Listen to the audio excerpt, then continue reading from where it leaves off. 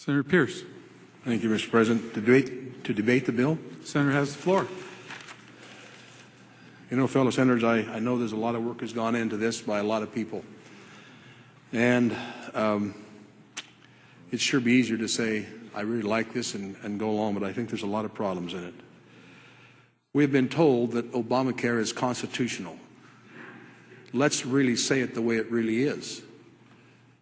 Only one issue. The individual mandate has been declared by the Supreme Court. The rest has not been adjudged. So Obamacare is not constitutional. One part of it is, and that's the individual mandate. I think, too, I'd like to give some definitions today before I dive in. Liberty is the right to choose. Freedom is the result of a right choice. Freedom is also a state in which a person is able to act and live without being subject to any undue restraints or restrictions. It's an Oxford Dictionary definition. The other one I think it's important that we think about as we consider this bill is the word sovereign, sovereignty. We're told states are sovereign. That means supreme in power. Sovereignty is supreme power, supremacy. So when we're told that states are supreme, I ask the question, what are we doing? You know, I stood before you here 3 years ago, and I think those of you still here, the bulk of you supported the Idaho Health Freedom Act. Mr. President, may I read from that act? Senator may read. I'll read 399003, statement of public policy that we adopted. And I guess my question to you is going to be, as I read this, what's changed in 3 years? The power to require or to regulate a person's choice in the mode of securing health care services or to impose a penalty related thereto is not found in the Constitution of the United States of America, and therefore a power reserved to the people pursuant to the 9th Amendment and to several states pursuant to the 10th Amendment. And to the several states, pursuant to the 10th Amendment. The state of Idaho hereby exercises its sovereign, in that word supreme, power to declare the public policy of the state of Idaho regarding the right of all persons residing in the state of Idaho in choosing the mode of securing health care services free from the imposition of penalties or the threat thereof by the federal government of the United States relating thereto. It is hereby declared the public policy of the state of Idaho consistent with our constitutionally recognized and inalienable rights of liberty is that every person within the state of Idaho is and shall be free to choose or decline to choose any mode of securing health care services without penalty or threat of penalty by the federal government of the United States of America. And then there's an enforcement clause where no public official will do. You know, I think that there will be some discussion in the courts, maybe even here in Idaho, over whether these two acts, the one we're considering today and the one we passed 3 years ago, I just read to you, are in conflict. And that will likely have to be decided in the court. You know, states are not agents of the federal government. We created the federal government. They should be our servant, not our master. But this bill, if it's truly accepted by HHS, we will have to implement the very things that we're opposed to, and we will become an agent of the federal government. You know, a number of years ago, the Real ID came up in this nation. Today, 37 states are out of compliance, and I don't see one of you here anywhere carrying a bill saying that we're out of compliance with federal law. Not one of you are here doing that. 13 states are complying in the nation, the rest aren't. That's supposed to happen in 2008. 5 years we've been out of compliance, and nobody's worried about it. So I don't know why we're worried about this.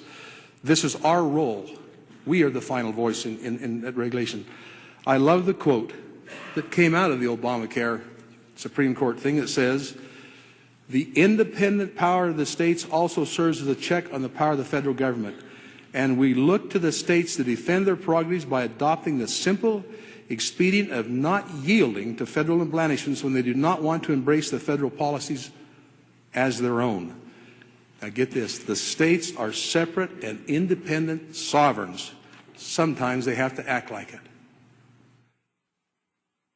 You guys, this is Idaho. You know, a number of years ago, I took a set of boys in the mountains. And it took a while to gather them up and to gather all the horses up and get the packs done and get everything done. And we crossed the Salmon River and went into kind of a rugged area. We were late. Some of the boys were a little slow and we didn't get there where we were supposed to be. And the initial part was very steep, very loose, and we got there at dark. And we said, what do we do? You know, for somebody very experienced, would have gone right through it and gone into where we'd planned the camp. But we said, no, maybe we better just stay right here for the night and wait till daylight when we can see what we're doing. And I ask you the same question today. We're in the dark. We don't really know where we're going. We think we do. We've been told all kinds of figures. And we're in the dark. We're still in the dark. There will be a feasibility study on cost done that will be done in May of 2013. That's a few months away from now. And we'll have already pulled the trigger on this. You know, we ought to wait and see what the rules are, what the real costs are. You know, I can remember when, as we called Obamacare first came out, it was going to cost us, was it $900 billion? And now they're telling us $2.7 trillion. And I'm not sure that's accurate, yet it may change again. And so here we are at the edge of a steep, dangerous pass, and we're going to go ahead and charge on through in the dark? No, I think it's wise we wait. I've often referred to this as being Idaho's Pelosi moment. Vote for this now, and we'll find out later what the rules are. I think that we need to be very cautious and careful here. You know, again, I ask that question, why would we bring the feds in and invite them to come into our state and run health care? You know, there's 25 states that are standing in opposition to this. Mr. President, may I read the message from a couple of governors? Governor of Georgia. Could you help me know the source of that, Senator? It was his statement he gave on this very issue that we're dealing with. Senator may read. This is Governor Nathan Deal. He says, we have no interest in spending our tax dollars on an exchange that is state-based in name only. I would support a free market-based approach that could serve as a useful tool for Georgia's small businesses, but federal guidelines forbid that.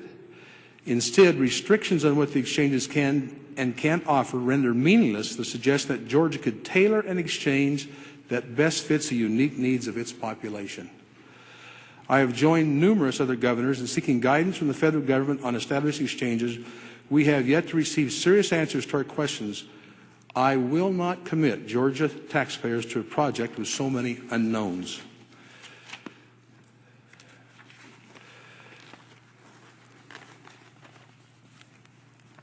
Mr. President, to read from the Governor of Maine. Senator, there must be a source of these comments. They were news releases. Thank you. Senator may read. Maine will not build a state health exchange except as outlined by the ACA. We are not going to assist in the implementation of this bill in its current form. The ACA is full of federal mandates. As such, even state-based health insurance exchange is actually controlled by the federal government. In the end, the state exchange puts the burden onto the states and expense onto our taxpayers without giving the state the authority and flexibility we must have to meet the needs of the people of Maine. The next one I'd like to share with you is from Oklahoma. Can I read that, Mr. President? Also from a news release. Senator Yes, may read. news release. The Governor Mary Fallin said, after careful consideration, I have today informed the U.S. Secretary of Health, Kathleen Sebelius, that Oklahoma will not pursue the creation of its own health care exchange An exchange that is PPACA compliant will necessarily be state-run in name only and require Oklahoma resources, staff, and tax dollars to implement. It does not benefit Oklahoma's taxpayers to actively support and fund a new government program that will ultimately be under the control of the federal government. That is opposed by a clear majority of Oklahomans, and that will further the implementation of a law that threatens to erode both the quality of American health care and the fiscal stability of the nation. The last one I'll read is from Texas. May I read Governor Rick Perry's? Also from a news release, Senator Mabry. I think you all recognize his name. Texas will not implement a so-called state exchange in its current form under the Patient Protection and Affordable Care Act and through the yet undisclosed rules set forth by CMS. The exchange presents an unknown cost to Texas taxpayers. It would not be fiscally responsible to put hardworking Texans on the financial hook for an unknown amount of money to operate a system under rules that have not even been written. It is clear there is no such thing as a state exchange. Instead, this is a federally mandated exchange with rules dictated by Washington. As long as the federal government has the ability to force unknown mandates and costs upon our citizens while retaining the sole power in approving what an exchange looks like, the notion of a state exchange is merely an illusion. Your agency has broad rulemaking authority, including the ultimate decision on what is an essential health benefit, which plans can operate in exchange, and the ability to establish both price controls and cost-sharing limits. Our state will not be a party to helping facilitate the taxation of millions of Texans at an unknown cost to implement bad public policy. Senators, there's a whole list of other governors. I won't bore you with the details, but I think they each one point out very plainly and very clearly what we seem to think we can get by with. Recently, our neighboring state, Utah, went through an experience. They have their own exchange, been operated, it's been touted to us, been held up to us as an example. And they took it into the HHS, and the governor came out and he simply said, Utah will not enforce the individual mandate. Utah will not administer the Medicaid through the Utah exchange, and they will not administer the premium tax credit. They don't want to turn over the records on their citizens. They don't want to have that happen. And so they walked out of the office, and they're not implementing a state-run exchange with federal approval. I think we should wait. I think we should wait and see what develops. I think in the American, the total role of the Americans, you know, Mr. President, may I read from the Federalist Papers? Certainly may. This is James Madison, the father of the Constitution. He said, the federal and state governments are in fact but different agents and trustees of the people, instituted with different powers and designated for different purposes. The adversaries of the Constitution seem to have lost sight of the people altogether in their reasonings on this subject, and to have viewed these different establishments not only as mutual rivals and enemies, but as uncontrolled by any common superior in their efforts to usurp the authorities of each other. These gentlemen must here be reminded of their error. They must be told that the ultimate authority, wherever the derivative may be found, resides in the people alone. You know, I heard some statistics earlier, and I report to you that I have heard from many of my citizens in my district, and I've only had agents, insurance agents, say, please pass it. And one doctor, one medical, he's not a doctor, he's a medical worker. And everyone else has said, don't do it. I don't know why the statistics in my district are so much different than what has been told to us about people's feelings, but they have said, do not do it. Mr. President, one more quote from the Federalist Papers. Senator Mabry. This is the Federalist Paper by James Madison, number 57. In it, he said, a particular class of society asks the question, I answer. The genius of the whole system, the nature of just and constitutional laws, and above all, the vigilant and manly spirit which actuates the people of America, a spirit which nourishes freedom and in return is nourished by it. I hope that we as legislators will feel that American spirit. The gentleman from 13, I think, said it so well. There is and should be a love of freedom and a demand that we retain it, that we don't subject ourselves. We don't have to. They can't do it as rapidly as they think they can. They don't want to do a federal exchange, or the feds don't. They want us to do their dirty work for them. And for us to just simply, as a little bluff, they lay out there and say, either you do it or we'll come and do it to you. And for us to give up the freedoms that we're going to give up and move down that road is a mistake. With that, Mr. President, I'll be voting no. Thank you.